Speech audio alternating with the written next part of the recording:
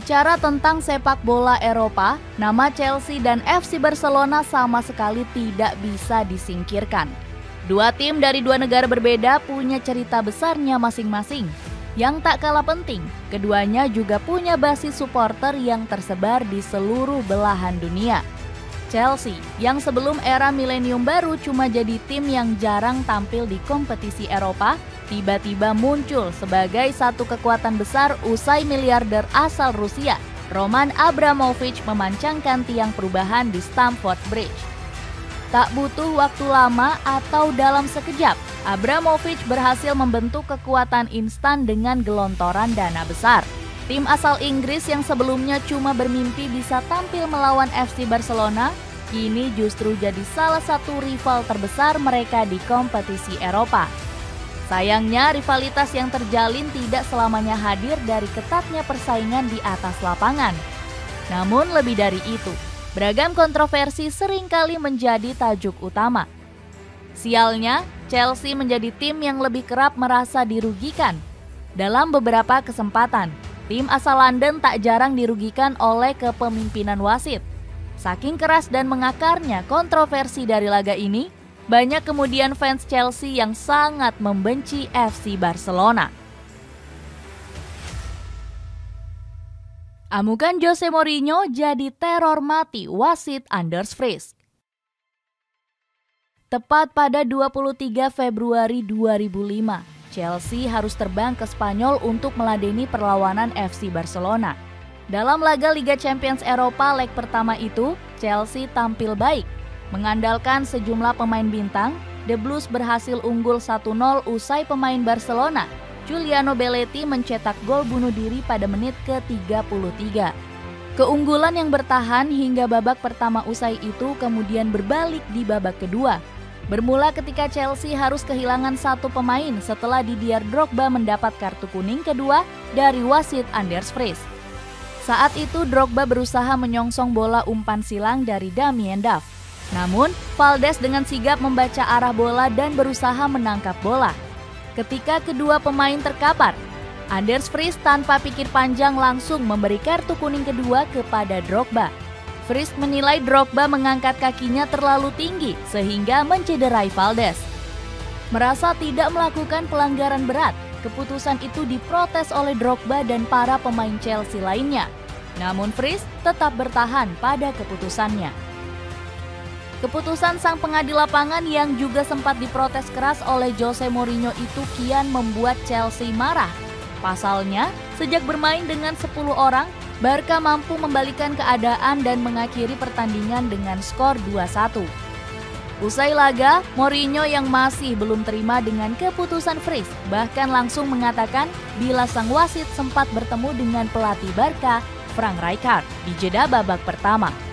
Mo juga terus menunjukkan kekecewaannya pada Frisk meski laga sudah berlalu selama lebih dari seminggu. Karena keputusan yang banyak mendapat protes itu, Frisk mengaku mendapat banyak ancaman dan teror kematian.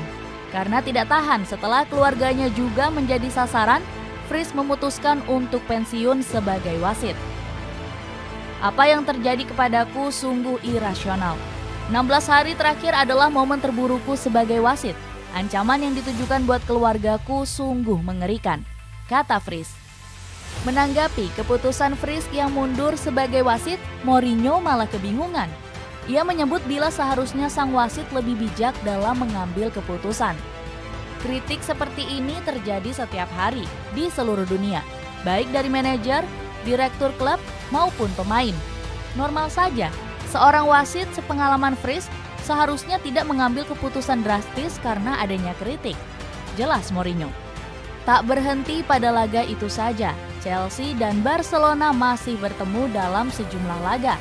Seperti ketika persaingan keduanya dihiasi oleh tackle horor Asier Del Horno kepada Lionel Messi pada Februari 2006. Kemudian ada lagi pertandingan pada Oktober 2006 yang berakhir imbang 2-2. Dihujani oleh 4 kartu kuning untuk Barca dan 4 kartu kuning untuk Chelsea. Dalam kemenangan Chelsea di fase penyisihan grup itu, Jose Mourinho mendapat sorotan dari publik Katalan. Dia merayakan gol yang dicetak Didier Drogba di menit-menit akhir pertandingan dengan cara menyosor menggunakan lutut di hadapan para penggemar FC Barcelona. Tingkah laku Mourinho itu pun turut mendapat perhatian dari media Spanyol. Harian olahraga Mundo Deportivo misalnya, dengan terbuka menjuluki manajer berkebangsaan Portugal itu sebagai musuh publik nomor 1 dan setan yang menjelma menjadi manusia. Keputusan fatal Tom Ofrebo dan kemurkaan Didier Drogba di akhir laga. Pada 6 Mei 2009, Chelsea menjamu Barcelona di Stamford Bridge untuk melakoni pertandingan kedua semifinal Liga Champions Eropa. Kedua tim sama-sama punya peluang besar untuk melaju ke babak final, mengingat di pertandingan pertama mereka bermain imbang 0-0. Namun bukannya menciptakan keseruan yang mengunggah gairah para penggemar, pertandingan ini malah munculkan kontroversi tak terlupakan. Chelsea dirampok dan dipaksa mengakui keunggulan Barcelona lewat aturan gol tandang. Pertandingan yang sampai sekarang masih diingat oleh sebagian besar penggemar Chelsea ini pun menjadi tanda bahwa kebencian para penggemar The Blues kepada Lau Blaugrana tak akan pernah padam dimakan usia. Chelsea sejatinya mampu menjaga harapan untuk lolos ke partai final usai pemain mereka, Michael Essien, berhasil mencetak gol indah di menit ke-9. Namun semua berubah pada menit-menit selanjutnya ketika wasit Ofrebo mengabaikan 3 tendangan penalti yang seharusnya dihadiahkan untuk Chelsea. Kemurkaan para pemain Chelsea hadir ketika Eric Abidal tak mendapat hukuman setimpal meski menjatuhkan Didier Drogba di dalam kotak penalti Barcelona. Sudah tidak memberi kartu kepada Abidal, pelanggaran yang dilakukan kepada Drogba di dalam kotak penalti pun sama sekali tidak digubris oleh Ofrebo. Beberapa saat kemudian, atau tepat pada menit ke-65, Ofrebo akhirnya memberi kartu merah kepada Abidal usai dianggap melanggar Nicolas Anelka. Namun bila diperhatikan, pelanggaran yang dilakukan Abidal kali ini tak benar-benar fatal. Setelah insiden ini, banyak yang berasumsi bila Ofrebo mencoba membayar kesalahan yang dilakukan sebelumnya. Namun meski mencoba memimpin pertandingan secara objektif, Ofrebo tetap saja melakukan kesalahan yang sangat merugikan Chelsea. Adalah ketika Gerard Pique melakukan handball di dalam kotak penalti, ketika Anelka coba mengarahkannya ke gawang Barcelona. Entah bagaimana sang wasit mengabaikannya begitu saja. Padahal kejadian itu tidak terlalu jauh dari posisinya dan seharusnya terlihat sangat jelas. Keterpurukan Chelsea kian menjadi setelah mereka gagal mendapatkan 2 hadiah penalti. Barcelona yang tampil dengan 10 pemain malah berhasil menyamakan kedudukan. Lalu di menit-menit akhir ketika masih ada kesempatan tersisa, Chelsea kembali mendapatkan peluang emas. Kali ini Michael Ballack mencoba menyepak bola yang mendarat tepat di kakinya. Nahas bola itu membentur tangan Samuel Eto'o. Ballack yang merasa bahwa seharusnya Chelsea mendapatkan penalti pun terus mengejar Ofrebo untuk mengeluarkan keputusan yang adil. Namun meski sang pemain asal Jerman terus menunjukkan amarah sekaligus kekecewaannya, Ofrebo tampak tidak peduli.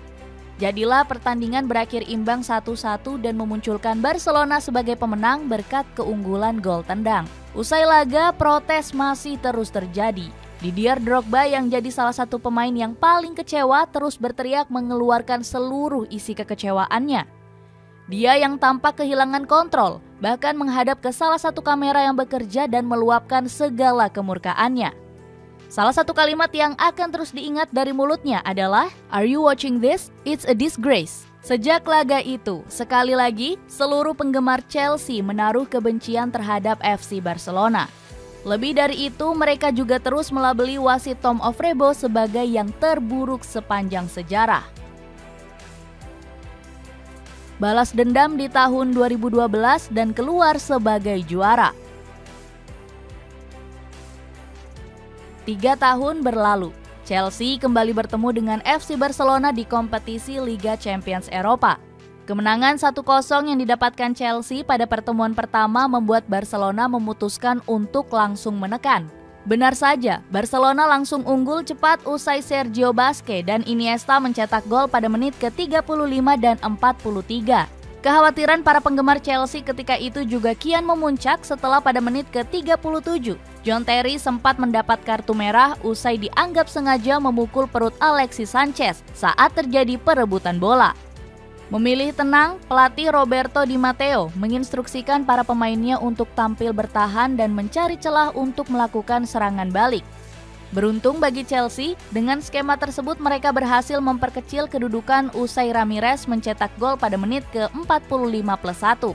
Kegembiraan seluruh penggemar Chelsea kemudian tergambar dalam sebuah gol tak terlupakan yang dicetak oleh Fernando Torres pada menit ke-90+2. Dia lolos dari jebakan offside dan sukses melawan Victor Valdes, sebelum akhirnya menceploskan bola ke dalam gawang. Di akhir turnamen, Chelsea yang bertemu dengan FC Bayern berhasil keluar sebagai pemenang melalui drama adu penalti.